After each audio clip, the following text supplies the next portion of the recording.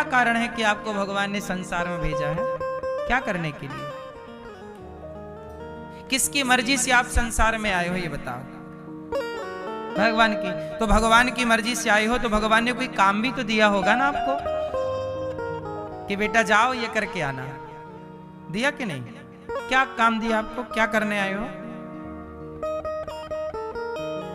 चलो आप बताओ, आपको भगवान ने संसार में किस काम के लिए भेजा है?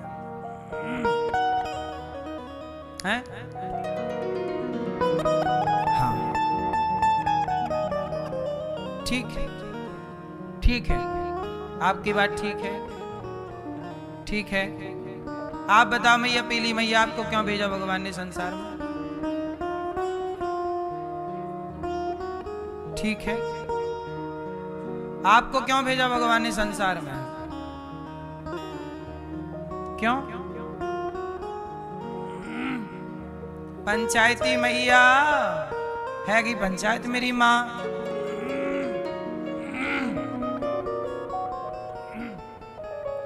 आपको क्यों भेजा भगवान ने संसार? पीछे वाले भैया सोफे में बैठे, आप बताओ हैं? सुनो, आपको यदि ये पता ही नहीं है कि हमें भगवान ने संसार में क्यों भेजा, तो आप आके यहाँ करोगे क्या? क्योंकि उद्देश्य नहीं पता होगा तो क्या करेगा आदमी। इसलिए ये जानकारी बहुत जरूरी है कि हम इस संसार में क्यों आए हैं। कुछ लोगों ने कहा भजन करने आए हैं, भक्ति करने आए हैं, प्रभु को पाने आए हैं। ये भी एक कारण हो सकता है, ठीक है, पर अब जो मूल कारण है वो आप सुनो। इस संसार में हम क्या करने आए हैं? यही प्रश्न आप लोग सब लोग मेरे से करो कि महाराज जी आप इस संसार में क्यों आए हो? तो देखो, मैं क्यों आया, अनिरुद्धाचार्य इस संसार में क्यों आया? जब मैं इस संसार में आया और जब मैं थोड़ा समझदार हुआ, थोड़ी समझ आई, मैंने सत्संग किया, शास्त्रों को थोड़ा समझा, तब मुझे लगा कि मैं क्यों आया। तब मुझे लगा कि मैं संसार के लोगों की हेल्प करने के लिए, मैं मदद करने के लिए आया हूं।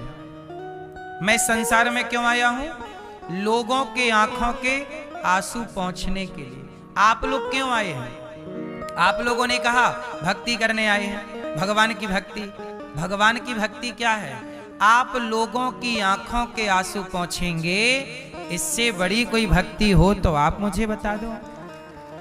हम इस संसार में क्यों आए हैं? एक दूसरे की मदद करने, एक दूसरे का साथ निभाने।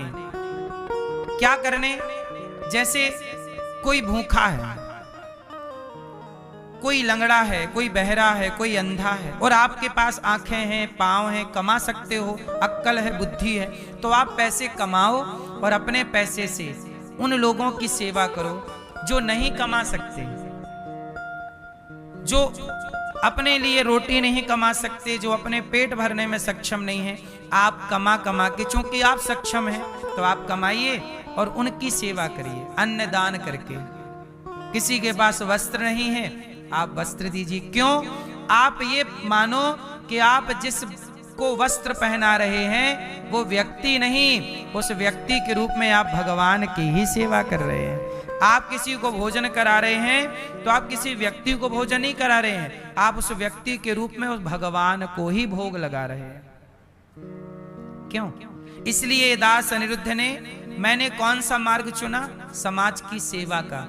आज गौरी गोपाल आश्रम में 30,000 लोग पर डे भोजन करते हैं, सबको भोजन मिलता है। क्यों? मुझे लगता है कि मैं कमा सकता हूँ, मुझे ईश्वर ने एक क्षमता दी है काम करने की, तो मैं काम करूं और सबकी सेवा करूं, क्योंकि सबकी संतुष्टि ही भगवान की संतुष्टि है, सबकी प्रसन्नता ही ईश्वर की। यदि मैं, अब देखो गौरी गोपाल आश्रम में 30,000 भक्तों को रोज भोजन मिलता है निःशुल्क। 310 वृद्ध माताएं यहाँ रहती हैं, वो माएं जिनके बच्चे सेवा नहीं करते, माएं। यहाँ गुरुकुल चलता है, 150 बच्चे, उनका रहना, पढ़ना, लिखना, कॉपी किताब, कपड़े लत्ते सब निःशुल्क। यहां पर 400 गाय है, 125 नंदी है। यहां पर एक विद्यालय बनाने का संकल्प है मेरा कि एक कक्षा 1 से 12वीं तक विद्यालय बनाऊं, जहां CBSE बोर्ड की शिक्षा बच्चों को निःशुल्क मिले, 5 से 7 हजार बच्चे पढ़ें। अब बताइए, मैं ये सारा काम भगवान मेरे से काम कराते हैं, काम भगवान का, उन्होंने मेरे से ये काम कराने की, जैसे हनुमान जी को भेजा कि ये काम आप करके आओ, सीता माँ का पता आप लगाओ, अंगद को भेजा कि जाओ अब रावण को समझाने का काम आपका, ऐसे ही भगवान ने मुझे एक काम दिया कि ये सेवा तुम करो। अब मैं ये सारी सेवा छोड़ दूं और जंगल में जाके राम राम कृष्ण कृष्ण राधा राधा श्रीमन नारायण जपूं। अब मुझे आप लोग बताओ कि मैं क्या करूं? मैं ये सेवा करता रहूं, ये सही है, या सारा काम छोड़ूं और जंगल में जाके एक किनारा पकड़ूं और एकांत में केवल कृष्ण कृष्ण श्रीमन नारायण, क्या करूं मैं? आप लोग मेरा मार्गदर्शन कीजिए, क्या सही है? आप किसे श्रेष्ठ मानते हैं? सेवा श्रेष्ठ है या एकांत में बैठ के भगवान का नाम जपता रहूं? मैं क्या करूं? सेवा करता हुआ मैं भगवान का नाम जपूं, वो और ज्यादा श्रेष्ठ है। और मैं सारा सेवा का काम छोड़ दूं और जंगल में चला जाऊं और राम राम जपूं, तो भगवान मुझे 4 डंडा मारेंगे। ले, बड़ा राम राम जप रहा, डंडा खा और नरक और जा। क्यों? यदि मैं अपना कर्तव्य, अपना कर्म छोड़ दूं सेवा का और भजन करने लग जाऊं, तो बताइए, अरे भजन कर लूंगा तो केवल मेरा उद्धार होगा, पर समाज में रहकर समाज की सेवा करते हुए, आपको कथा सुनाते हुए आपका भी मार्गदर्शन हो रहा है, तो केवल भजन करूं एकांत में तो मेरा उद्धार होगा, पर समाज में रह के समाज की सेवा करूं तो मेरा भी और सबका कल्याण होगा।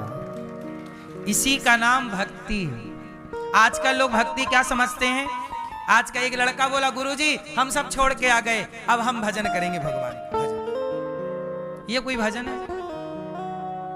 आप सब छोड़ के आ गए, अब बोल रहे हैं भक्ति करेंगे। सब कुछ छोड़ने का नाम यदि भक्ति है, तो पिल्ले तो बचपन से अपने माँ बाप को सब छोड़ के घूमते रहते हैं। पिल्ले नहीं, चिड़िया तो बच्चा थोड़ा बड़ा हुआ सब छोड़ के घूमता रहता, चिड़िया का बच्चा। अरे सब कुछ छोड़ देना ये भक्ति नहीं है। सबके संग रहते हुए, सारी जिम्मेदारियां पूरी करते हुए, अपनी जिम्मेदारियां पूरी करते हुए जो प्रभु को स्मरण करते हैं, वही श्रेष्ठ भक्त होते हैं। काम करिए, मन लगा के कर्म करिए, पैसे कमाओ। ये देखो कि वो पैसा हम क्यों कमा रहे, देखो पैसा कमा रहे हो, क्यों कमा रहे हो? आप लोग पैसा कमा रहे हो, भैया आप पैसा कमाते हो, क्यों कमाते हो? बच्चों की पढ़ाई के लिए, खर्चे के लिए। आप क्यों कमाते हो पैसा? हैं? परिवार के लिए। आप क्यों कमाते हो पैसा दादाजी?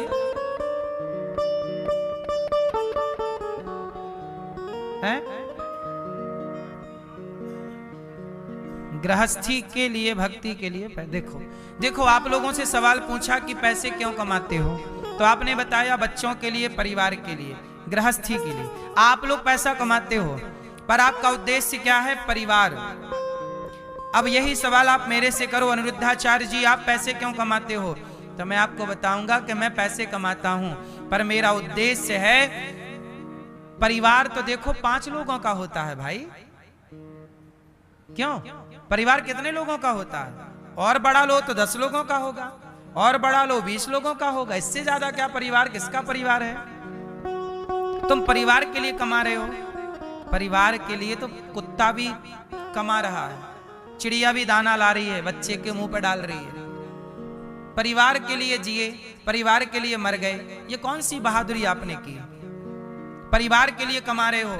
ये दास अनिरुद्ध भी कमाता है, परिवार के लिए नहीं साहब।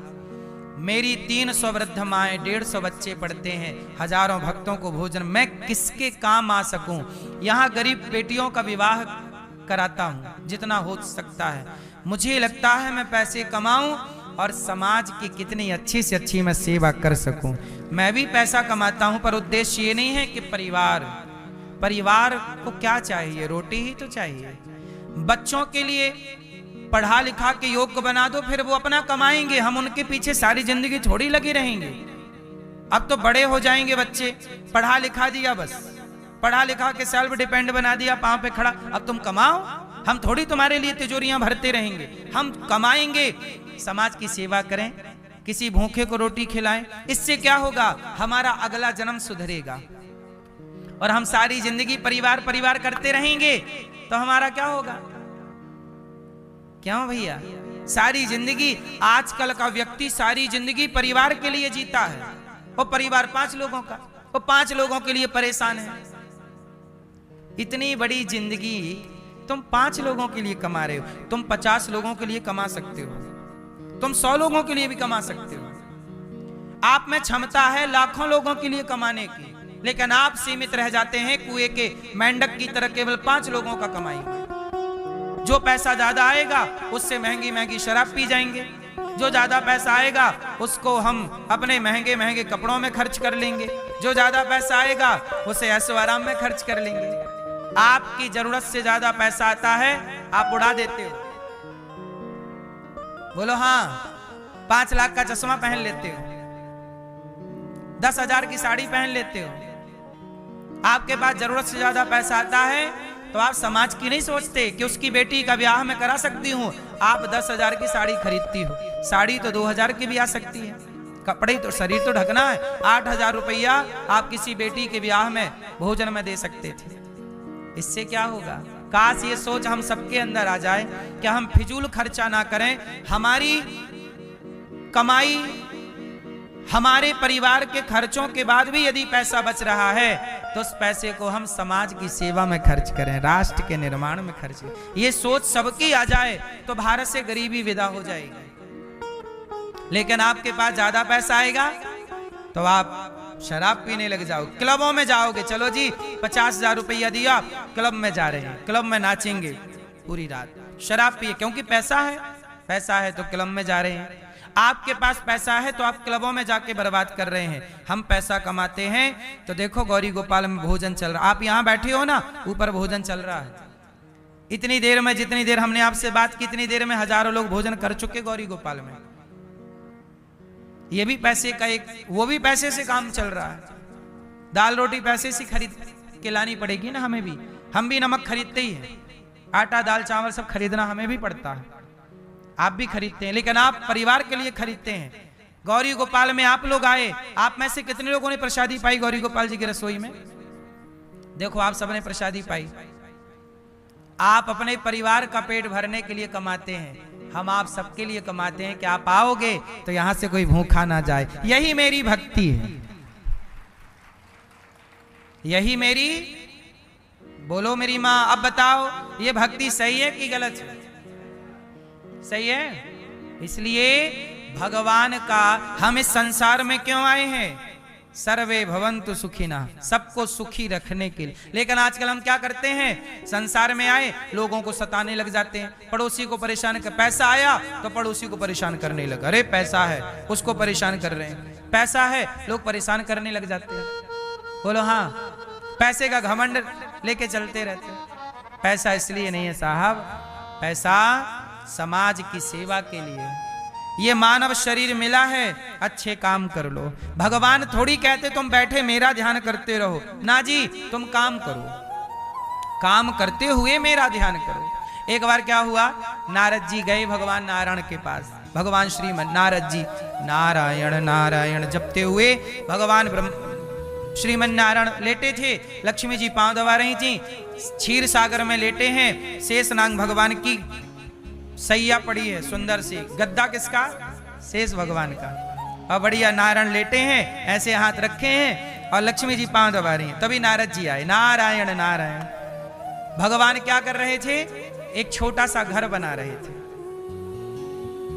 घर, भगवान समुद्र में कुछ लकड़ी वकड़ी बहती आई तो भगवान ने वो लकड़ी उठाई और एक घर बना रहे थे छोटा सा।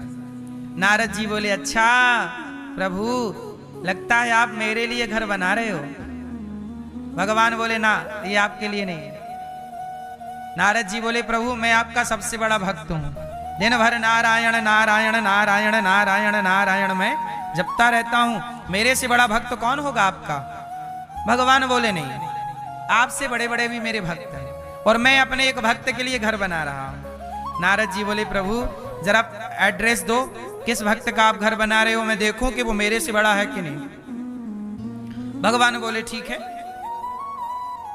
मेरा एक भक्त है, वो किसान है, वो बहुत मेरे से प्रेम करता है और बहुत मेरी भक्ति करता है और मैं उसके लिए घर बना रहा हूं। वैकुंठ में बैठे भगवान घर बना रहे हैं। वाह। नारद जी बोले प्रभु मेरे लिए तो घर एक ना बनाया आपने, उसके लिए बना रहे हो, मैं चेक करके आता हूं। भगवान ने एड्रेस दिया, उस गांव में फलाना ये रामदयाल नाम का एक किसान, भक्त का नाम क्या है? रामदयाल। अब नारद जी आए, पूछा भैया ये रामदयाल का घर कौन सा है? लोगों ने बताया वो टूटा सा घर है, वो रामदयाल का है। तो बोले अभी तो घर पे नहीं है, कहाँ है? बोले खेत में। नारद जी गए तो वो जुताई कर रहा था, खेत जोत रहा था, समझ रहे हैं? हल बैल लगे थे, हल चला रहा और किसान, भरी दोपहर धूप थी और किसान खेती कर रहा, बैल चला रहा और हर थोड़ी देर बाद बोले हे श्रीमन नारायण मैं आपको कभी भूलूं नहीं, ऐसा बोले। अच्छा नारद जी बैठे दूर और देख रहे हैं, देखो तो इसकी भक्ति क्या है, ऐसी क्या भक्ति कर ली कि भगवान इसके लिए घर बना रहे हैं। नारद जी बैठ गए दूर और देखते जा रहे हैं, किसान खेती करता जा रहा है और बोलता जा रहा है हे श्रीमन नारायण मैं आपको कभी भूलूं नहीं, और फिर जुताई करता है। थोड़ी देर बाद उसकी पत्नी आई, अजी सुनते हो भोजन लाई हूं, चलो खाओ। किसान खेत में ही था, पहले के जमाने में ऐसे ही होता था, पत्नियां खेत में ही भोजन पानी नाश्ता वगैरह ले आती थी। तो उसकी पत्नी लाई, किसान ने बैल छोड़ दिए, जाओ बैल भी चर लें, और वो पत्नी के साथ बैठा और पत्नी के साथ हंसते मुस्कुराते भोजन कर रहा। वो अपनी पत्नी को खवा रहा, पहले तू खा, तू भी तो बनाई होगी, अभी तक तूने भी कुछ खाया नहीं होगा। तो किसान अपनी पत्नी को खवाए, फिर पत्नी अपने पति को खवाए, दोनों में बड़ा प्यार था और वो दोनों हंसी ठिठोली कर रहे हैं। नारद जी बोले हे भगवान मैं दिन भर नारायण नारायण जपता हूं, मेरे लिए घर नहीं बनाते, और ये देखो अपनी पत्नी के प्यार में पागल है। और दिन भर में ये ज्यादा से ज्यादा 50 बार बोलता होगा नारायण। दिन भर में कितनी बार बोलता है? 50 बार नारायण, और ज्यादा तो 100 बार बोलता होगा। एक माला भी इसकी कंप्लीट नहीं होती, और भगवान इसके लिए घर बना रहे हैं। नारद जी गए, प्रभु आपका न्याय गलत है। क्या हुआ? वो किसान रामदयाल केवल 100 बार आपका नाम जपता होगा ज्यादा से ज्यादा, और मैं दिन भर जपता हूं, आप मेरे लिए घर नहीं बना रहे हो।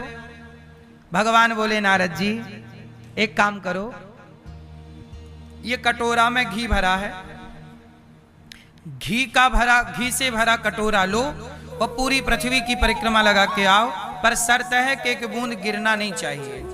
नारद जी चले, पूरी परिक्रमा लगाई, प्रभु एक बूंद नहीं गिरा कहीं। भगवान बोले ये बताओ परिक्रमा लगाने में कितना टाइम लगा? बोले 24 घंटे लगे। अच्छा 24 घंटे में आपने परिक्रमा लगा ली, अब ये बताओ कि इन 24 घंटों में आपने मेरा नाम कितनी बार लिया? नारद जी बोले प्रभु क्षमा करना, पर पूरा ध्यान ना कटोरी में था, घी ना टपक जाए, इसलिए आपका नाम मैं ले नहीं पाया। भगवान बोले वाह, जब तुमने कोई काम किया तो काम करते समय तुम मुझे भूल गए, पर वो किसान अपनी सारी जिम्मेदारी पूरी करता है, काम करता है, लेकिन खाने से पहले मुझे भोग लगाता है, हर काम को करते समय मुझे स्मरण करता है। वो किसान तुमसे ज्यादा बिजी है नारद जी, तुम्हारे पास तो कोई काम ही नहीं है, पर उसके पास बहुत काम है गृहस्थी के, लेकिन वो हर काम करते हुए मुझे याद रखता है, और जो अपने काम करते हुए मुझे याद रखता है और ईमानदारी से बिना बेईमानी के अपने काम को ईमानदारी से करता है, मैं उस भक्त से बहुत प्रेम करता हूं नारद। जो ईमानदार हैं, ईमानदारी से काम करते हैं, वो मेरा एक माला भी जपते हैं, मैं उनसे खुश रहता हूं। तुम्हारे पास तो कोई काम नहीं है, मेरा नाम दिन भर जपते हो ठीक है, लेकिन उसके पास काम है, फिर भी वो मुझे सोचिए, काम करते समय जो प्रभु को याद रखे वो स्मरण ज्यादा है। क्योंकि अब किसी के पास देखो ना, बाकी बाबा जी हैं, बाबा जी के पास कोई काम नहीं है, दिन भर राम राम जपें, पर आप गृहस्थ लोगों के पास 1000 काम है। और आप काम करते समय भी यदि भगवान को याद रखें तो भगवान आपसे बहुत प्रेम करेंगे। इसलिए गृहस्थ आश्रम श्रेष्ठ आश्रम। इसलिए भगवान जब भी प्रकट हुए ना, राम आए तो राम संत के घर पैदा नहीं हुए, राम गृहस्थ के घर प्रकट हुए। दशरथ कौशल्या गृहस्थ, कृष्ण प्रकट हुए तो गृहस्थ के घर आए, देवकी वसुदेव गृहस्थ है। इसलिए धन्य है ये गृहस्थ आश्रम। बस गृहस्थी में आप प्रभु को भुलाइए मत, बस इतना सा स्मरण रखिए, इतनी सी याद रखिए। काम करिए, पैसे कमाइए, पर भगवान को याद रखिए। और खाने से पहले किसी भूखे के बारे में सोच लीजिए, बस इतना सा स्मरण कर लीजिए। खाने से पहले किसी को खिला दीजिए। इसलिए हमारे गृहस्थ में क्या होता है, हम पहले खाने से पहले गाय को रोटी निकालते हैं, खा लेने के बाद आखिरी रोटी कुत्ते की निकालते हैं। पहली रोटी गाय की, आखिरी रोटी कुत्ते की। खिलाकर जो खाए वही इंसान है, और यही गृहस्थ का धर्म है। इसलिए गौरी गोपाल आश्रम में आप सब भी, संतों को यहाँ भोजन मिलता है, भक्तों को भोजन। एक दिन की सेवा आप भी करोगे, आज की सेवा हम करेंगे, संतों को भोजन कराएंगे। खिलाकर खाने का संकल्प उत्तम है। जो बिना खिलाए खा जाता है ना, उसका भोजन अपवित्र होता है। बिना भोग लगाए खाना, आप गृहस्थ हो ना तो बिना भोग लगाए मत खाओ। कोशिश करो कि आप भले चींटी को आटा डालो, चलो आप किसी इंसान को नहीं खिला सकते, कोई बात नहीं, एक मुट्ठी आटा लो, चींटियों को डाल दो। आपके आसपास कहीं पेड़ पौधे होंगे ना, वहां चींटियां जरूर होती होंगी, एक मुट्ठी आटा डाल दो, पहले चींटी को खिलाओ। नियम बनाओ कि पहले हम किसी को खिलाएंगे फिर खाएंगे। गौरी गोपाल में हजारों संत सवेरे सवेरे आते हैं। नियम बनाओ कि गौरी गोपाल में जो हजारों संत अन्नदान लेते हैं, भोजन लेते हैं, एक संत को हम 12 महीने की सेवा करेंगे, एक साधु को रोटी देने की, एक रोटी की सेवा आप कर सकते हैं। बस नियम बनाओ, भगवान का नाम जपने का नियम बनाओ, काम करो। हे प्रभु मैं आपको कभी भूलूं नहीं। फिर देखो, जरूरी नहीं है कि तुम 10 माला जपो, 50 माला जपो। भगवान से प्रेम करते हुए एक बार भी स्मरण, हे नाथ मैं आपका हूं।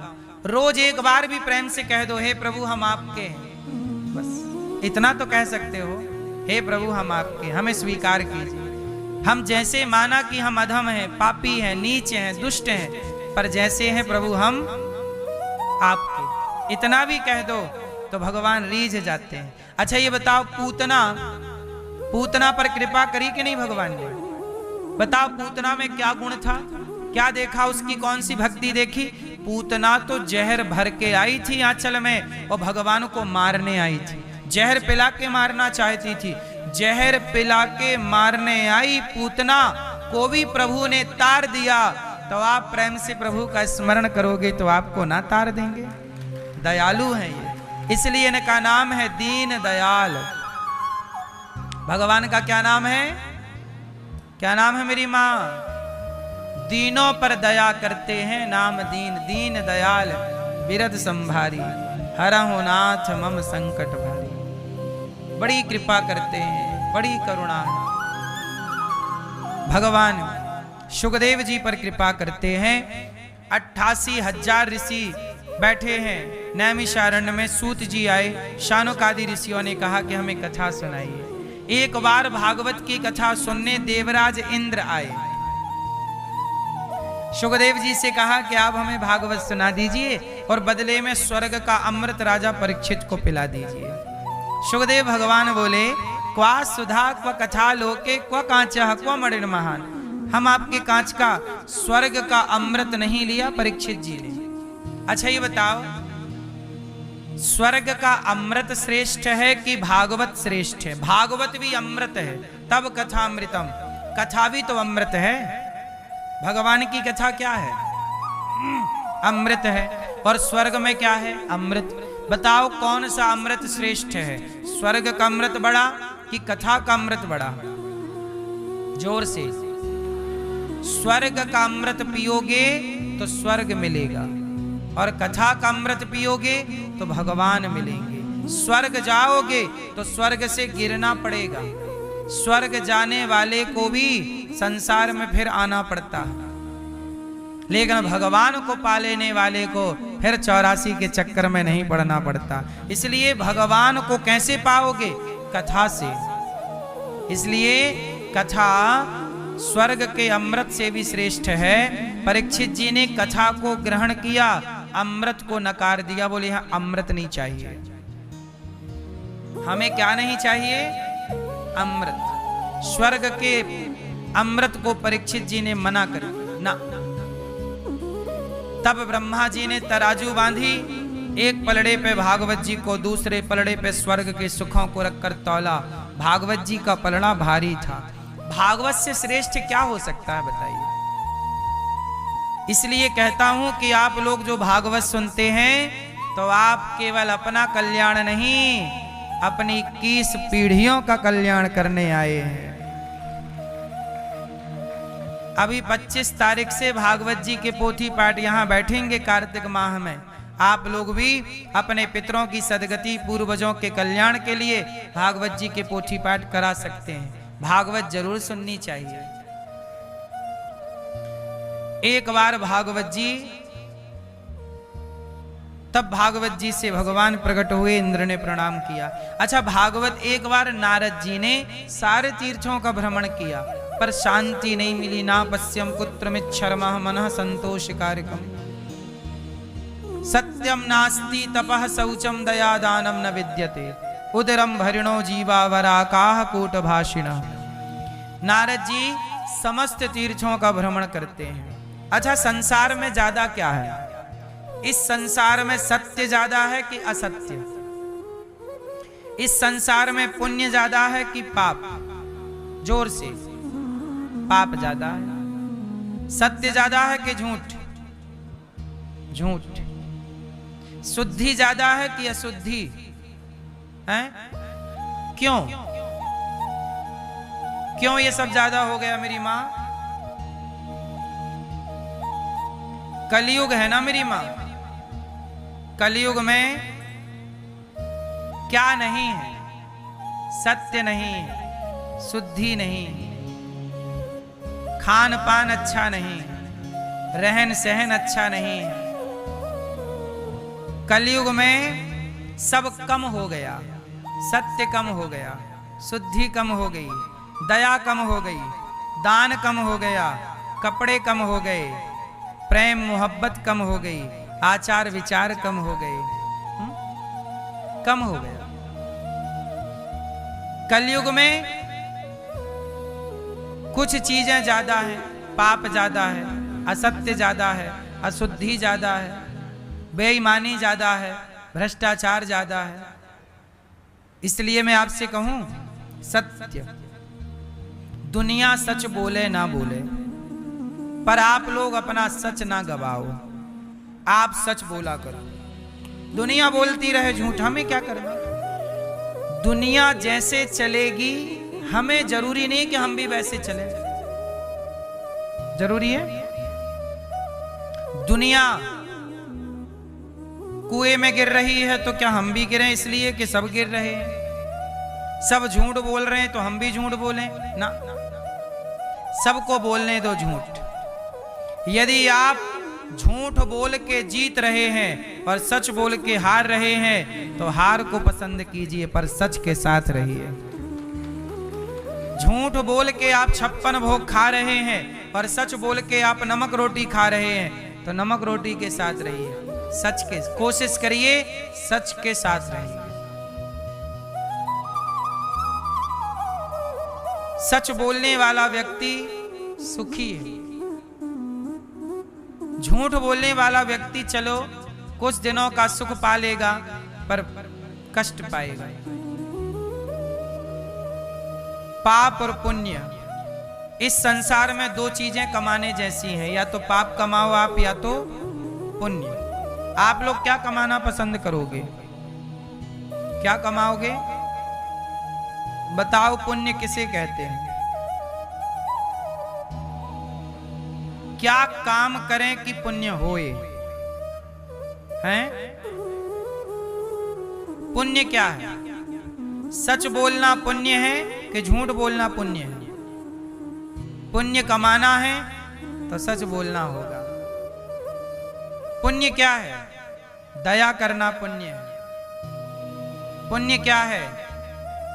किसी की हेल्प करना पुण्य है। इसलिए कहता हूं पुण्य कमाओ, पाप ना कमाओ, क्योंकि पाप और पुण्य दोनों आपके साथ रहेंगे। नारद जी महाराज कहते हैं कि मैं पूरी दुनिया को भ्रमण किया पर ना पश्यम सत्यम नास्ति तपः शौचम। जब मैं वृंदावन, नारद जी वृंदावन आए, एक कन्या को देखा, उदास बैठी। देवी तुम कौन हो? वृंदावन में एक कन्या बैठी थी, नाम था भक्ति। भक्ति महारानी बोली, महाराज मेरा नाम भक्ति है, ये मेरे दो बेटे हैं, ज्ञान और वैराग्य। कलयुग में बड़े परेशान हैं। कलयुग में भक्ति भी परेशान है, ज्ञान भी परेशान है और वैराग्य। कलयुग में भक्ति नहीं है। कलयुग में क्या है? पाखंड। भक्ति क्या है? चलो आप लोग बताओ मुझे, भक्ति क्या है? आप लोग किसे भक्ति मानते हैं? जोर से। क्यों भैया, भक्ति क्या है आपके हिसाब से? चश्मा वाले भैया हैं? ये भक्ति है। कंफ्यूज हो। भक्ति क्या है आप बताओ? भक्ति किसे कहते हैं?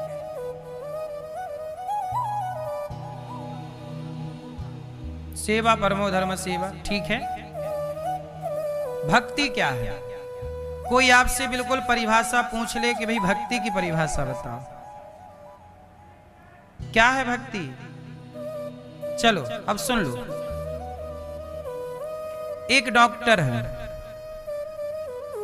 उस डॉक्टर के द्वार पर ना एक मरीज आया। डॉक्टर साहब ये अटैक आ गया, जल्दी देख लो वरना सांस लेने में दिक्कत हो रही है। वो आप जल्दी देख लो डॉक्टर साहब। डॉक्टर साहब बोले रुको, अभी मैं माला जप रहा हूं, राम राम सीता राम सीता राम। डॉक्टर साहब जल्दी देख लो, बच्चा मर जाएगा। डॉक्टर साहब मर जाएगा। डॉक्टर साहब खबरदार बैठो, अभी मेरा टाइम 10 बजे का है, अभी 9:45 बजा, मैं 15 मिनट और भगवान का नाम जपूंगा, सीताराम कृष्ण कृष्ण कृष्ण कृष्ण। आप बताओ, ये डॉक्टर साहब जो माला जप रहे हैं, ये भक्ति हो रही है? आप तो कह रहे थे कि भक्ति माला जपना है। डॉक्टर साहब ईमानदारी से अपने मरीजों में ही अपने भगवान का दर्शन करते हुए उनकी सेवा करें, यह डॉक्टर की भक्ति है। व्यापारी ईमानदारी से व्यापार करे, 1 रुपए की मिलावट ना करे, ईमानदारी से उचित मुनाफा कमाए, ईमानदारी से ग्राहक को ईश्वर मान करके और उसी में परमात्मा का दर्शन करे, यही उस व्यापारी की भक्ति है। बोलो हाँ। आप गृहस्थों की भक्ति, आपके द्वार पे कोई आए भूखा ना जाए, ईमानदारी से आप उसे भोजन कराएं, ईमानदारी से बेटा अपने माता की, अपने पिता की सेवा करे, अपने अच्छे पति होने का परिचय दे। आप दिन भर माला जपो, लेकिन आप अपनी पत्नी को धोखे में रखो, पत्नी को लगे कि हमसे बहुत प्यार करते हैं और आप पड़ोसन से सेट हो जाओ। बताओ, ये भक्ति है? अपनी पत्नी को धोखा ना देना, माता की सेवा, माता भगवान है इस भाव से सेवा करो, पिता भगवान है इस भाव से सेवा करो, पति भगवान है, इस भाव से सेवा करो। सास ससुर भगवान है, बहू इस भाव से सेवा करे और ईमानदारी से अपने गृहस्थी के कर्तव्य पूरे करे। ईमानदारी से पुरुष पति पत्नी दोनों भगवान का चिंतन अपने कर्तव्य पूरे करते हुए करे, यही भक्ति है। अब आप अपने माँ बाप को छोड़ दो और बोलो हम भजन कर रहे हैं, खाक भजन कर रहे हो।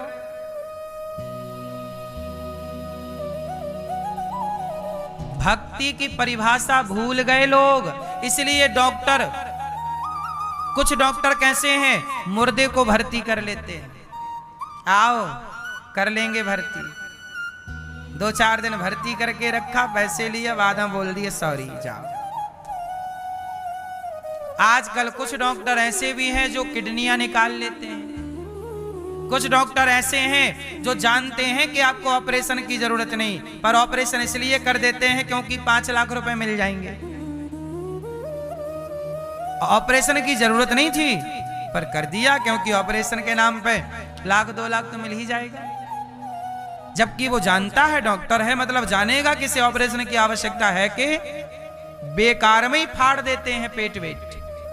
बताओ क्या ये भक्ति है? अब वो डॉक्टर जो किडनियां बेच दे, वो डॉक्टर जो बेवजह ऑपरेशन कर दे और वो माला जपे दिन भर राम राम राम राम, भगवान हो जाएंगे खुश इस राम राम से? ना साहब, जो कर्तव्य जो काम ईश्वर ने, तुम एडवोकेट हो, ईमानदारी से एडवोकेट हो, ईमानदारी से सच को जिताने के लिए लड़ो और उस व्यक्ति में ईश्वर का दर्शन करो। हर समय काम करते हुए परमात्मा का स्मरण, और मैं ईश्वर का सेवक हूं, इस भाव से आप जज बन के काम करिए। अब जज बन करके आप सही जजमेंट दीजिए, ऐसा नहीं कि पैसे लेके आप पक्ष में कर दें। गलत को गलत कहिए, सही को सही कहिए, सच को। आजकल क्या होता है, लड़की का हुआ बलात्कार, उस लड़की का बलात्कार हुआ, उसने कहा वकील साहब हमारे साथ इन लड़कों ने बलात्कार किया है। उन लड़कों ने कहा वकील साहब हम तुम्हें पैसे दे देंगे, हमारी तरफ से केस लड़ो, हमें जिताओ।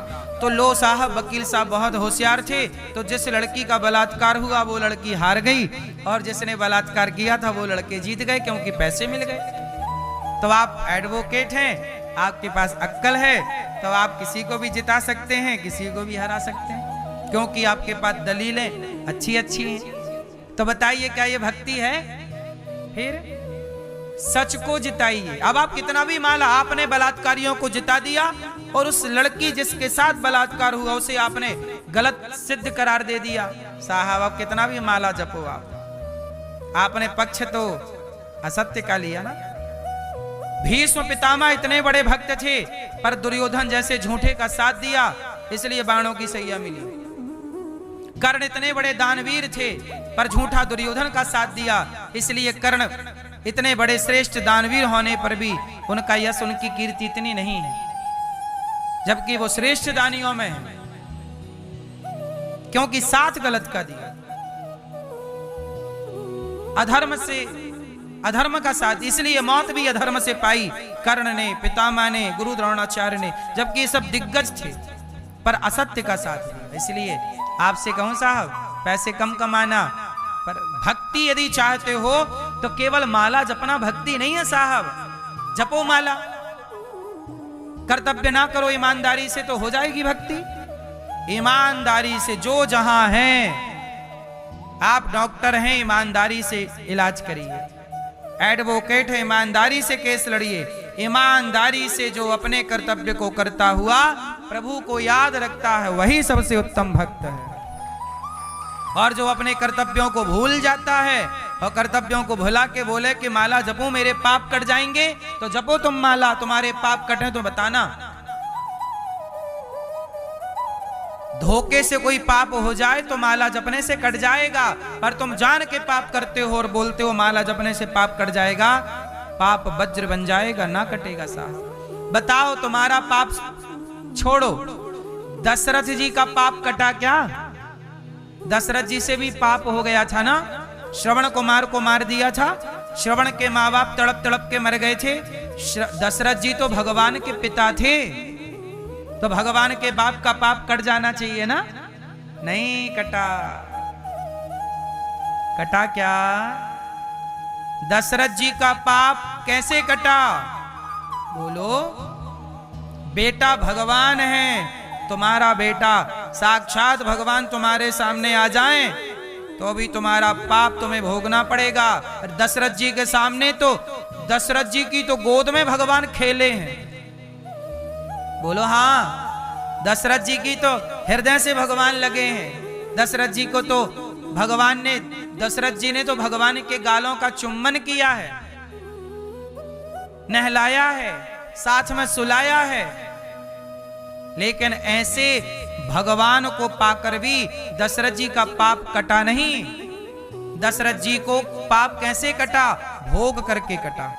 दशरथ जी ने एक बेटे को मार दिया, श्रवण को। श्रवण के माँ बाप तड़प तड़प के मर गए, तो दशरथ जी को भी अंत समय जब राम वनवास गए तो दशरथ जी को भी तड़प तड़प के मरना पड़ा। भोग के ही कटा।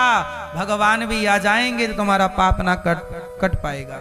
इसलिए कुछ पाप ऐसे हैं भोगना पड़ता। हाँ, कुछ पाप ऐसे हैं जो भगवान की कृपा से कट जाते हैं। पाप भी कई प्रकार के होते हैं ना साहब। कुछ पाप कृपा मात्र से प्रभु चाहे तो अहम त्वा सर्व पापेभ्यो मोक्षयिष्यामि मा शुचा, मैं तेरे सारे पाप काट दूं। भगवान क्या नहीं कर सकते? लेकिन भगवान चाहते दशरथ जी का भी पाप काट सकते थे, नहीं काटा। समाज को मैसेज देना था कि भैया ये मेरा पिता है, दशरथ जी मेरे पिता हैं, पर मेरे बाप का भी पाप नहीं कटा। तो तुम लोग जरा संभल के पांव रखना, संभल के जरा काम करना, क्योंकि तुम्हारा पाप तुम्हें भोगना जरूर पड़ेगा। हंस के भोगो, रो के भोगो। अवश्यमेव भोक्तव्यम कृतम कर्म शुभाशुभम। मेरी माँ इसलिए कहता हूं, पाप आप करने से बचा करो। भक्ति का अर्थ समझो। भज सेवायाम धातु से भक्ति बनती है। भक्ति कैसे बनती है? सेवायाम धातु, सेवा ही भक्ति है। माँ बाप की सेवा कर रहा है कोई बेटा, वो भक्ति कर रहा है। समाज की सेवा कर रहा है कोई व्यक्ति, वो भक्ति कर रहा है। जरूरी नहीं कि वो माला ही जपता रहे ना, सेवा ही। बोलो मेरी माँ, सेवा करते हुए नाम जपना। भोजन कराओ किसी भूखे को और मन में चलता रहे श्रीमन्नारायण श्रीमन्नारायण, सीताराम राधे कृष्ण। अंदर चल रहा है नाम और बाहर आप भोजन करा। और भोजन कराते समय भाव ये हो कि इस भोजन खाने वाले के रूप में भगवान ही मेरे द्वार पर, भाव भगवान का हो और नाम ये भक्ति है। अब आप किसी भूखे को भोजन दे नहीं रहे हो और बोल रहे हम तो माला जपेंगे। बस माला जपने में धरा क्या है? काम धाम छोड़ के आदमी बैठा है एक जगह जप रहा। आजकल तो आदमी को आलसी है ही है, उसे करना कुछ ना पड़े, उसे लगता है बिना कुछ किए पुण्य मिल जाए। ना होगा साहब, तुम कुछ भी कर लो। इसलिए भक्ति का अर्थ केवल माला जपना मत समझ लेना। यदि आप अपने कर्तव्यों को छोड़कर माला जप रहे हैं तो माला जपना कई बार पाप भी होता है। भगवान का लेना, भगवान का नाम लेना पुण्य है। लेकिन डॉक्टर साहब के सामने मरीज पड़ा है, आखिरी सांसें गिन रहा है, उस समय डॉक्टर साहब माला जप रहे हैं। बताइए वो मरीज की सेवा करना भक्ति होगी कि माला जपना? उस समय डॉक्टर यदि माला जपने बैठ जाएगा और मरीज मर गया तो डॉक्टर पाप का भागी बन जाएगा। बोलो हाँ कि ना? इसलिए ये सब ज्ञान होना चाहिए। कहाँ माला जपें, कहाँ सेवा करें, कहाँ क्या करें, हमें पूर्ण ज्ञान होना चाहिए इस विषय का। अब आधा नॉलेज है, आधा ज्ञान है, तो हमने आधे कोई पूरा मान लिया। कितने लोग आजकल बेटा अपने माँ बाप की सेवा नहीं करना चाहता। यदि सेवा करता तो हमें वृद्धाश्रम बनाने की क्या जरूरत पड़ती? करते सब बेटे अपने अपने माँ बाप की सेवा। माँ बाप की सेवा नहीं करेंगे और बोलता मैं गंगा नहाने जा रहा हूँ, बोलता मैं तो शंकर जी को अभिषेक कर रहा हूँ, बोलता मैं तो माला जप रहा हूँ, और माँ तेरी वृद्धाश्रम में पड़ी है। तो कौन सा माला जप रहा है भाई?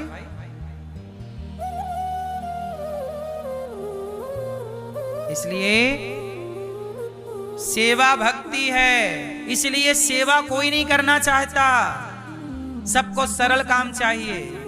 हाँ, सरल कर लेंगे सारा काम। सेवा सबसे, इस धरती में सबसे कठिन काम क्या है ये बताओ आप लोग। इस धरती में सबसे कठिन काम क्या है? जोर से। सबसे कठिन काम है सेवा। सबसे सेवक धर्म कठोरा।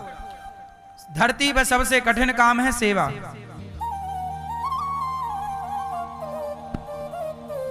है कठिन सेवा। और वही कठिन काम लक्ष्मण जी ने चुना। लक्ष्मण जी राम राम तो जप रहे हैं, पर लक्ष्मण जी राम जी की सेवा। लक्ष्मण जी ने राम राम चुना कि राम की सेवा को चुना? उत्तर मेरी मां, क्या चुना? लक्ष्मण जी ने सेवा चुनी। शत्रुघ्न जी ने राम राम चुना कि राम के भक्त की सेवा चुनी? बोलो बोलो, सेवा। इसलिए राम के साथ खड़े रहते हैं लक्ष्मण जी, क्योंकि सेवा। सेवा करने वाला भगवान के पास खड़ा होगा। इसलिए सेवा को महत्व दीजिए, सेवा करिए। सेवा किसी की भी हो सकती है। कोई भी दीन दुखी, कुत्ता बिल्ली, गाय भैंस, कोई भी आपको रास्ते में जरूरत, किसी को भी आपकी जरूरत हो, आप उसका इलाज करा सकते हैं, आप उसकी सेवा कर सकते हैं। गिलहरी ही क्यों ना हो, सबकी सेवा। हम मनुष्य हैं, हम सनातन के लोग तो सांप को भी दूध पिलाते हैं नाग पंचमी के दिन, जबकि वो डसता है हमें, लेकिन हम भी उसे डंडा नहीं मारते, दूध पिलाते। भैया तू भी पी, तेरी भी हम सेवा करेंगे। जो सांप की भी सेवा करता हो वो सनातन धर्म है साहब, ये सनातन है, जहां सबका ख्याल है। अब तो नारद जी ने कहा भक्ति आप परेशान हो? महाराज मैं बड़ी परेशान हूं। नारद जी बोले क्या करें? बोले मेरे बच्चों का दुख दूर हो। तब नारद जी ने सनकादियों के द्वारा भागवत सुनवाई, और जब भागवत सुनवाई नारद जी ने सनकादियों के द्वारा, तब भक्ति ज्ञान वैराग्य का दुख दूर हुआ। ये भागवत जो सुनता है उसकी भक्ति बढ़ती है, ज्ञान बढ़ता है, वैराग्य बढ़ता है, और उसका लोक परलोक सार्थक हो जाता है। इसलिए भागवत सुनने वाला उत्तम भक्ति कर सकता है, क्योंकि उससे सब ज्ञान हो रहा है। भागवत जरूर सुनना चाहिए। नारद जी ने कहा महाराज कोई पापी भागवत सुने तर जाएगा? हाँ। पुण्यात्मा तर जाएगा? हाँ। धुंधकारी नाम का एक पापी था, अपने माँ को अपने पिता को मारता था, धुंधकारी।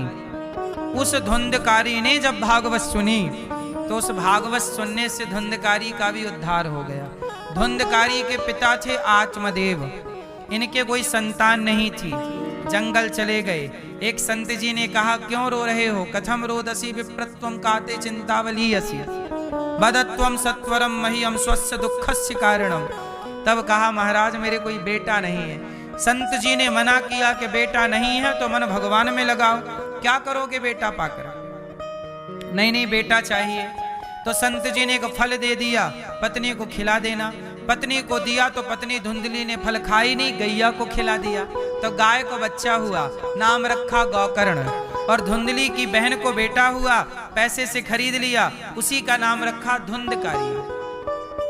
अब धुंधकारी बहन का बेटा और गाय से बच्चा हुआ गौकर्ण, दोनों बड़े हुए, पर धुंधकारी इतना दुष्ट हुआ, शराब पीने लग गया, रास्ता भटक गया ना, तो बाप को मारने लगा। कहाँ पैसा निकालो, बाप पैसा ना दे तो डंडे से मारे। एक दिन पिताजी रोने लगे, हे भगवान मुझे बेटा नहीं दिया था तो ही मैं सुखी था, ये बेटा क्यों आ गया? तब गौकर्ण जी आए, उनके गाय का बेटा आया और अपने पिता को समझाया कि पिताजी आपको तो बेटा हो ही नहीं रहा था, आपने जबरदस्ती चाह लिया बेटा। अरे जो परमात्मा नहीं देते उसमें भी कृपा होती है, लेकिन आपको तो वो कृपा नजर आती नहीं। आपको बेटा इसलिए नहीं दिया भगवान ने कि आपको कष्ट होना था बेटे से, और आपने जिद करके मांग लिया। अब ये धुंधकारी तो मैं रोज डंडे मारता है, सारी संपत्ति बर्बाद कर दिया, सारा यश कीर्ति मिट्टी में मिला दिया, अब डंडे से और मारता है, बुढ़ापा और दर्दनाक। हे विधाता क्षमा कर दो। देखो ईश्वर जो दे देते हैं ना उसे स्वीकार कर लेना चाहिए, और ईश्वर जो नहीं देते ना उसमें प्रसन्न रहना चाहिए। कई बार आप लोग जिद करते हो, हे गुरुजी हमें बेटा नहीं है, बेटा मिल जाए, डॉक्टर साहब बेटा दे दो, कैसा भी करो बेटे हो जाए बेटे। आप बस बेटों के पीछे पड़ जाते, मुझे तो चाहिए बेटा बेटा बेटा। अरे जो भाग्य में नहीं है वो नहीं होगा। दशरथ जी के भाग्य में भी बेटे नहीं थे, जब नहीं थे फिर भी उन्हें बेटा मिला। इसलिए आपने देखा जब दशरथ जी की मृत्यु हुई तो एक भी बेटा मौजूद नहीं था, जबकि 4 बेटे थे। दशरथ जी जब मरे तब एक भी बेटा मौजूद नहीं था, जबकि 4 बेटे थे। तुम्हारे हिस्से का रोना तुम्हें ही रोना पड़ेगा, चाहे बेटा हो या लिखा किस्मत में मिटता नहीं मिटाने से, समय को बस काट लो भैया किसी बहाने से। समय है, बेटों से सुख मिलता तो हर बेटे वाला सुखी हो जाता। क्यों? बेटों से सुख मिलता तो हर बेटे वाला माता पिता, हर बेटे वाले माँ बाप सुखी हो जाते। पर बेटे से सुख नहीं मिलता, सुख मिलता है भगवान की भक्ति में। इसलिए अपना सर्वस्व भगवान को अर्पण कर दो और भगवान के चिंतन में रहो। काम करो पर प्रभु का स्मरण बनाए रखो, यही सुख है। बेटे से सुख नहीं मिलता। ये तो बेटा इसलिए चाहते हैं लोग कि सबको बेटा होता है, हमें भी हो जाए। क्योंकि बेटा नहीं होता ना तो दुनिया वाले ताने मारते हैं, अरे तेरे तो बेटा नहीं है, अरे फलाने की बहू के बच्चा नहीं है। बेटा ना होए ना तो दुनिया के लोग डंक मार मार के मार डालते हैं। तो बेटा लोग इसलिए चाहते हैं कि लोग हमें ताने ना मारें, बस इसलिए बेटा चाहिए। वरना बेटों से क्या हो रहा है? ना तो आजकल का बेटा अपने बाप का श्राद्ध करता, ना कुछ बच्चे पिंडदान करते, ना पुत्र होने के कर्तव्य पूरे कर रहे हैं। कहाँ बुढ़ापे में बच्चे सेवा करते हैं? आजकल बच्चे कमाने धमाने दूर निकल जाते हैं, आखिर बाप को बूढ़े में अकेले मरना पड़ता है। बेटे अपने बाप की चिता पे आग लगाने भी टाइम से नहीं पहुंच पाते, इतने दूर दूर, कोई अमेरिका, कोई लंदन, कोई जापान, कहीं कहीं रहता है। तो आजकल बेटे हैं पर वो आपके काम आने नहीं है, वो अपना देखने लग जाते हैं, मैं अपना देखूंगा। ऐसे ही जब उसका बेटा होगा वो अपना देखेगा, बुढ़ापा दुखद ही बीतता है। जबकि बच्चे पैदा इसलिए किए जाते हैं कि बुढ़ापे का सहारा होगा, पर आजकल देखने में लगता नहीं है कि बच्चे बुढ़ापे का सहारा बन रहे हैं। क्यों जी बन रहे हैं?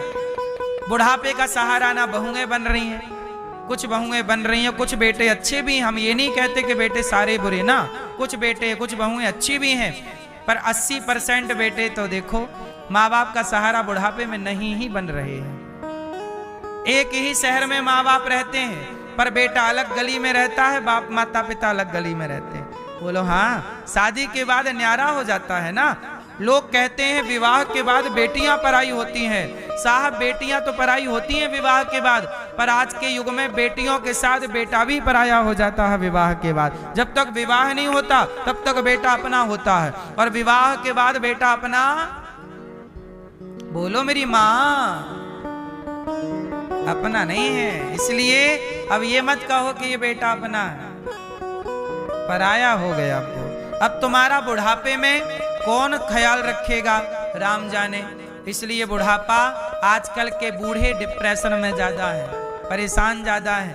आजकल बूढ़ी अम्मा के पास कोई बैठता नहीं है, बूढ़े बाप के पास बच्चे बैठते नहीं है, अकेलापन रहता है बुढ़ापे में। जबकि बुढ़ापे में चाहिए कि बच्चे साथ में हो, कोई अपना हो, हाल चाल पूछे।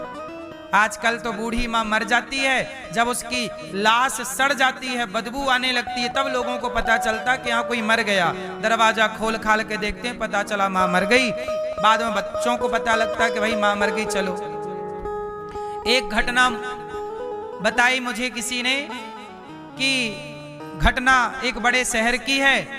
एक बार क्या हुआ कि बाप मर गया, बेटा रहता था अमेरिका में, बाप मर गया तो माँ ने फोन लगाया, बेटा, 2 बेटे थे माँ के 2।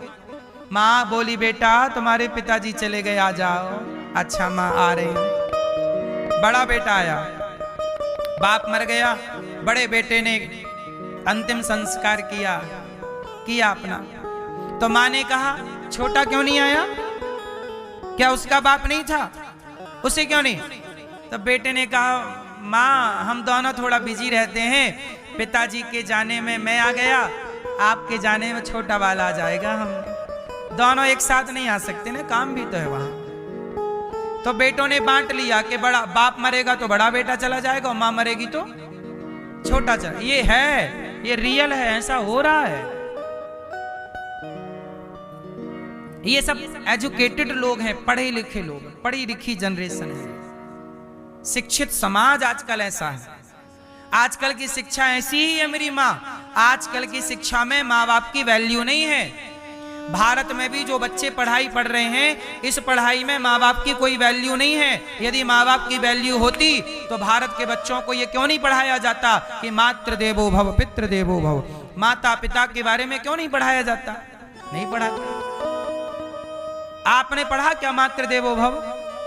बोलो, 9वीं 10वीं 11वीं 8वीं 7वीं में कहीं पढ़ा मातृ देवो भव? नहीं मिला, कोई सिलेबस ये हमें मिले ही नहीं। जब मातृ देवो भव नहीं पढ़ा आपने, हमारे वेद पुराण कहते हैं कि माता भगवान है, पिता भगवान है। हमारे यहाँ श्रवण की कथा है, हम कहते हैं कि भारत के बच्चों को श्रवण की कथा पढ़ाई जानी चाहिए, स्कूल में सिलेबस में श्रवण का पाठ होना चाहिए। जब श्रवण के बारे में पढ़ेंगे बच्चे तब वो श्रवण कुमार बनेंगे। नहीं पढ़ते तो कैसे श्रवण कुमार बनेंगे? फिर तो एक बाप के मरने में आएगा, एक माँ के मरने में आएगा, हो गया बेटे का फर्ज पूरा।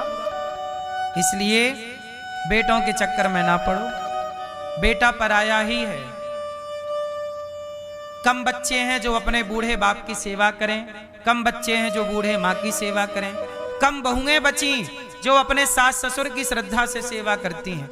वरना आजकल तो लड़कियां शादी के पहले ही उनकी शर्त होती है, देखो सास ससुर ना हो, ऐसा लड़का हो तो बढ़िया हो।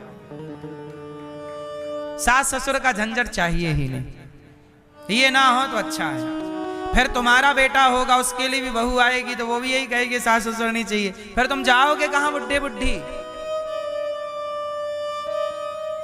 अरे प्रकृति की ये व्यवस्था है, एक दूसरे की हमें निर्भरता चाहिए, एक दूसरे के हम काम आते हैं। सास ससुर का होना जरूरी है। जिस घर में बड़े बुजुर्ग होते हैं वो घर घर होता है, वरना तुम्हारा घर घर है। आजकल क्या हो रहा है जानते हो? 4-4 बेटे हैं, 5-5 बच्चे हैं, फिर भी मां वृद्धाश्रम में रह रही है। क्यों साहब, क्यों? अपने से पूछिए गए सवाल, क्यों ये सब चल रहा है? कहां गए हमारे वो संस्कार सेवा वाले? भगवान शिशुपाल की 100 गालियां सुनते हैं। शिशुपाल भगवान को रोज 100 गालियां देता है। बोलो हाँ, देता कि नहीं? और भगवान 100 गालियां चुपचाप सहते हैं। जब भगवान भगवान होकर 100 गालियां सुनते हैं शिशुपाल की, तो आपका बूढ़ा बाप कुछ बातें कहता है, आपकी माँ कुछ बुढ़ापे में बोलती है, सुन लिया करो। आजकल बच्चों की शिकायत होती है, हमारे पिताजी उल्टा बोलते हैं, बाप माँ उल्टा बोलती है। अरे बुढ़ापे में माँ बाप ऐसे लगभग हो ही जाते हैं।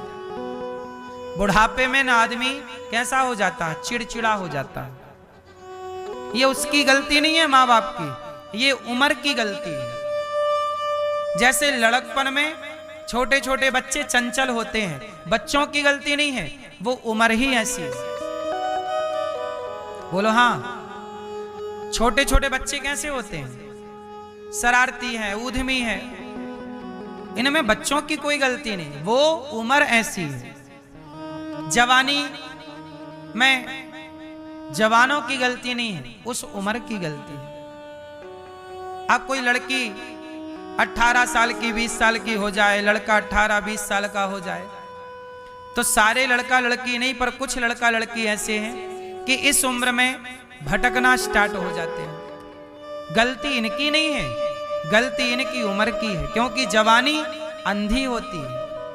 और अंधे लोग रास्ता भटक जाते हैं। इसलिए गलती, यदि सही ज्ञान मिल गया, सही गाइड मिल गई, तो सही भी रास्ता पकड़ लेते हैं बच्चे कुछ, और नहीं मिल पाया सही ज्ञान, नॉलेज, सही संगति नहीं मिल पाई तो भटक गए। उम्र की गलती। ऐसे ही जैसे लड़कपन चंचल से भरा होता है, जवानी अंधी होती है, ऐसे बुढ़ापा ना चिड़चिड़ा हो जाता है। बोलो हाँ कि ना? कैसा हो जाता है? चिड़चिड़ा। क्या बोल रहे हैं पता ही नहीं, जैसे अपना ट्रम्प क्या बोल रहा पता ही नहीं उसे, कभी ये बोल देता, कभी वो बोल देता, कभी ये कहना, पता ही नहीं। उसकी भी उम्र होगी बेचारे की, उसका कोई दोष नहीं है, उसकी उम्र का दोष है। वो उम्र जिसमें वो पहुंच गया ना, वो सठियाने वाली उम्र है। बोलो हाँ। कभी भारत को अपना दोस्त बता देता है, कभी भारत पर टैरिफ लगा देता है। दोष उसका नहीं है, उस उम्र में, जिस उम्र में वो पहुंच गया है, उस उम्र में उसे भजन करना चाहिए, माला लेके भजन। शांति की उम्र है ये, भजन का समय है। बोलो हाँ कि ना? इसलिए सब चीजों की काम करने की भी एक उम्र होती है साहब। एक उम्र के बाद आप काम नहीं कर सकते, आपकी याददाश्त कमजोर हो जाएगी। बोलो हाँ। इसलिए बच्चों को चाहिए कि आपके माँ बाप चार बातें कहते हैं, सुन लो, क्योंकि वो आपके माँ बाप हैं, वो आपके, और वो उम्र दराज लोग हैं, उनकी उम्र में उनकी अपनी सोच होगी। इसलिए छोटी छोटी बातें माँ बाप की पकड़ के ना, बहुएं बोलती हैं हमारी सास ने ये बोल दिया, ये बोल दिया।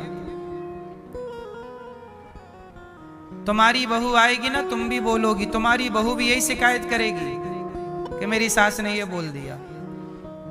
इस धरती पे हर बहू की शिकायत है कि मेरी सास ने ऐसा बोल दिया। तुम्हें भी शिकायत है अपनी सास से, तो तुम्हारी बहू आएगी, वो भी शिकायत करेगी तुमसे।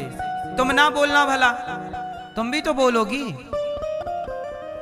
तुम बोलोगी ना अपनी बहू को, तो तुम बोलोगी उसे समझाने के लिए, पर वो दिमाग में लेके बैठ जाती है दिल में कि नहीं मेरी सास ने ऐसा बोल। ऐसे ही तुम्हारी सास ने भी तुम्हें डांटा होगा, तुम्हें अपना मानकर के मेरी बेटी है, लेकिन तुमने सास की बात दिल में ले ली। ऐसी तुम्हारी बहू तुम्हारी बात दिल में, ऐसी उसकी बहू उसकी बात दिल में लेगी। ये क्रम चलता जाएगा, और यही शिकायतें रहती हैं कि मेरी सास अच्छी नहीं है, मेरी बहू अच्छी नहीं है, एक दूसरे को शिकायत रहती है। जबकि अच्छी दोनों है, बहू भी अच्छी है, सास भी अच्छी है,